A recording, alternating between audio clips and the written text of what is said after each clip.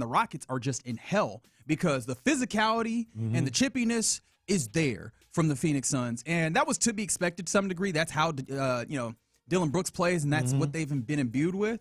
The Rockets managed to, after a while, get themselves back into a groove, win this game.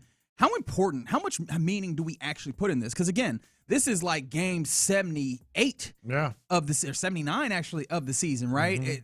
We've seen a lot on wax from them, but this felt like it meant something for some reason. You know, I'm glad you put it like that. As the way I would put it, and we talked about it earlier, I really, given how we all just sort of like, all right, it ain't going to happen. We gave up on them, about 10 days ago or so, that it's just not going to happen. The way I framed it is it did kind of strike me as a 2025 version Rockets type performance. They rebounded like crazy. They played better defense. You got a spark off the bench. Here's the thing, though. It's one thing to acknowledge that looks like the best version of the Rockets that we have seen in a while. But it's a whole other thing to think that this is going to be something that makes a huge impact in the playoffs. Like, I think in the first round, especially if it's the Lakers, they'll win that series. The Rockets will win that series. I still don't know how much more confident I would be in the next round. That's where I am. Like, okay, we approve. We approve of what we're seeing. It's better than last year, Lopez. It's much better than they were 10, 12 days ago. And as much as we approve, and they look better, and you had Jabari playing well, Tari had a good spark off the bench. He seems to really suit that role. And certainly, what are you doing right now? And certainly, do you want to do this? Because I got a little verbal weapon that I was just deciding I was going to set to the side. We can do this if you want to do this. Don't pull the thing out unless you plan on banging. He was ready for this moment, Lopez. Because Tari played 31 minutes. He ends up 5-7 on the plus 29, and I'll take you to your boy Reed Shepherd. And yes, I did say yo boy, even though I quite enjoy him. I think that this was a part of why that game got out of hand, right? With the Phoenix Suns being able to sit on the things that you like doing and hit those pressure points, the defensive step down that you have there for this team just generally with that starting lineup, it showed up. It's why that game got that wild, the turnovers and such. And I think that you did not find a level of equilibrium until you put in the crew that I'm feeling like is the grit crew. Oh, I forgot the person. I remembered the person who I've forgotten. It was Jay Tate who came in and gave you grit. It was Aaron Holiday who came and gave you grit. Josh Okogie for a minute there. I don't know who the hell he thought he was, but it wasn't Josh Okogie for a little bit. He was doing some really good things, driving closeouts, making great passes, getting rebounds, those types of things. And then Tari Eason. I thought that those guys brought a level of grit that it feels like you're going to need in moments like this because you're going to have teams that are able to apply maybe not the same kind of pressure because Dylan Brooks is kind of a madman and some of the interpersonal stuff applied pressure here. But I think teams are going to apply this pressure, and if you are not able to dig your way out of that with some of the grit, I do wonder, right? Like Jay Tate, how comfortable are you going to feel with him in a rotation to try and give you that grit, to be a generator of that in the postseason? Bringing Aaron Holiday in, how comfortable is that going to feel in a playoff rotation circumstance rather than a regular season game? Some of the guys in the places where you needed to get this team jump-started are guys that I don't know how many of the times you're going to be able to go to them to fix this question in playoff circumstances. Anywho. So here's my point, though, and I think you take that, Lopez. No. Here's my point. I think. Well, I tried to give you actual analysis rather than just do the Reed Shepherd. No. But I'm glad you did because this is my point. That should shut them up. They're not gonna with Reed Shepherd as a starter. They're not gonna fall 26-5 consistently, much less in every game. He has been. We've talked about it, and we're not going to go there necessarily too much now. But let's do it. Lopez, I got some stats for you. One thing we've agreed on is they are a better team when he plays a lot and starts. The record says as much too. What is it, like 17-5 now as a starter, 18-5, something like that? So that's not my point. My bigger point when I said that, and I triggered you.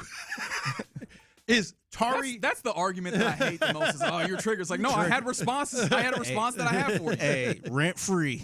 No, the worst. Those are the worst people. I hate them so much. Lopez was rent free. But again, that's my point. Tari Eason seems to have fit into that role off the bench. You're going to have good games as a starting unit.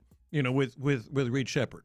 So my bigger point here is and this is what I really wanted to talk about here is you're seeing a Rockets team that kind of is defining a formula.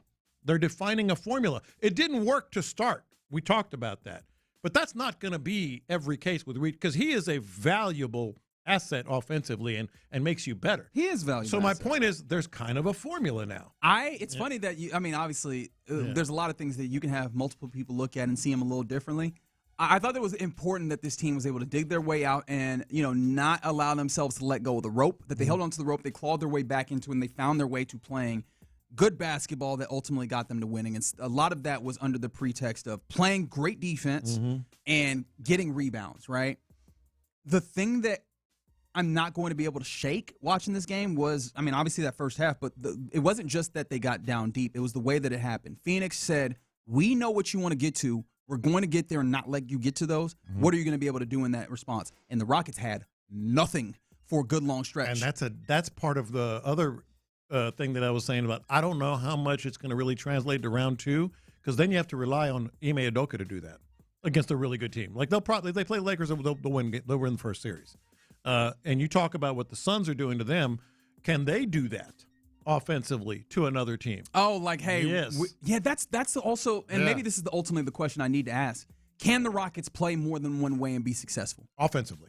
Well, really both ways, but especially really both ways. Defensively as well. But especially offensively, you highlighted what the Suns were doing against the Rockets. I think it works both ways, and that's why I'm still not. Hey, we're back.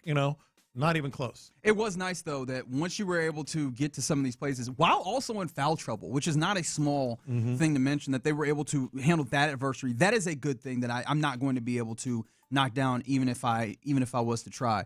But yeah, once they did get to that, it was nice to see. Once KD gets his spots, he's going to knock it down. You mentioned Jabari knocking down shots. How did you feel about Alperen Sengun in this game? Because this was very much a Rorschach test, I think, if you watch this game, of how you took the Alperen Sengun game. Look, I thought that was about as good a performance as you could see from him in recent weeks. I think the way they went through him more, the way that he was able to. Nobody can stop him when he gets the ball, or very few when he gets the ball. I thought that was about as good as you could get, from him. Didn't you? There was definitely moments where it felt a little dicey, like times where he was trying to play in the post and it didn't work out as well. But of course, that's again early on in the game. He seemed to find himself, got himself to those places. And one of the things I loved is Alperen Sengun was a rebounding machine in this game. And there have been some instances where you go, Alperen Sengun in there by himself trying to do the rebounding work has not looked as stellar. This one was he decided that he was going to need to be dominant, and he did, while also, I think he was the dude who got to the 4 fouls sooner than anybody else, and he was able to do all of that in a way that was very, I appreciated it a lot. So it was definitely a moment where, I don't know if it was a moment of growth, but it demonstrated a moment of growth for them. As you mentioned, they closed down the game well. They got into a hole and they dug their way out. It's weird because I can see those and I can appreciate those, but what looms a little larger in a way is the way they're getting attacked. Is the way that they were attacked so specifically. And to be fair to them, that is particular to the way that the Phoenix Suns are playing right now, and maybe the way that some of those players specifically that they have over there. I don't know that the Lakers can hit the Rockets in the way that they showed up. I definitely know that the Thunder can, but that's kind of that's what I'm saying. But would they be able to respond to not just getting down like that, but a team sitting on those things that they do really well in a playoff-like context is a question I have. Look, I think – I don't know. I'll put it this way. You have to be more confident with what you're seeing from the Rockets. Yes. But are you more confident that what you're seeing from the Rockets can elevate them past what should be a gimme first-round series? I don't. And even if it's not Oklahoma City, which it will be, but even if it's not that, if just against another tier 1 type team, whether it's the Spurs, if you want to put the Nuggets in there or whatever, could that elevate them in those series? I can't quite see it yet. I did love the chippiness of this game though, and that also factors into some of this because the Phoenix Suns went to the free throw line a lot. I didn't feel, though, that this – I don't know if anybody's actually making these claims. I haven't staked out Rockets Twitter or anything like that to see. I hope that nobody's going, well, the refs were being unfair. Because it did feel like, yes, the refs did not fully understand what should have been obvious, which is this is a game that's going to get chippy, right? That's how Dylan Brooks plays. These teams, when they've played before, they've played physical. I will say that so many of those fouls that I could think of in the moment, like, yeah, they earned those. Oh, yeah. And that's also a thing where I go, can the Rockets, if a team is going to play like that, are they capable of defending in such a way where they don't get into that foul trouble? It's not really been an issue for them a lot this season, but that particular physicality and getting into them and knocking them off of their block did seem to put them in places where they were swiping a lot. Yeah. I mean, even Reed Sheppard with kind of, I didn't think it was a great foul, like the turnover, which was not a very good pass, and then going and having the strong foul. You had a lot of those moments that I think were more about the Rockets than they were about the refs or anything else. I think you're probably right. Reed Sheppard, what did he end up with, 12 points, something like that? Yeah, 12 points, 5 of 9 from the field, and 5 rebounds. It wasn't so much, oh boy, he disappeared. You got 12, whatever. It was the defensive side early, the start early, and it wasn't, as we've mentioned, it's not just Reed Sheppard. You gave the stat on the defense in general has been, second worst in the league with that starting lineup. With that particular lineup, when you get to the defensive rating, yeah. One thing, though, a little mini confession on the end of this. I do not like having Derek Fisher on the broadcast. Oh, I got to admit, I was in bed watching it with the with the volume. You were watching with the sound off. Yeah. Fair enough. Yeah. I did not enjoy Derek Fisher on the broadcast, and I guess the confession of it is I don't know how much of that is just not liking Derek Fisher for Lakers reasons, or just feeling like he was really green and not really giving the insights that you hope. You would think he'd be better. I think that he has an opportunity to be better. Like, it was very evident. You know what it felt like? It felt like they had the C team on the call. Yeah. Which, again, when you have a number of games, eventually you're going to get C teams on calls here or there.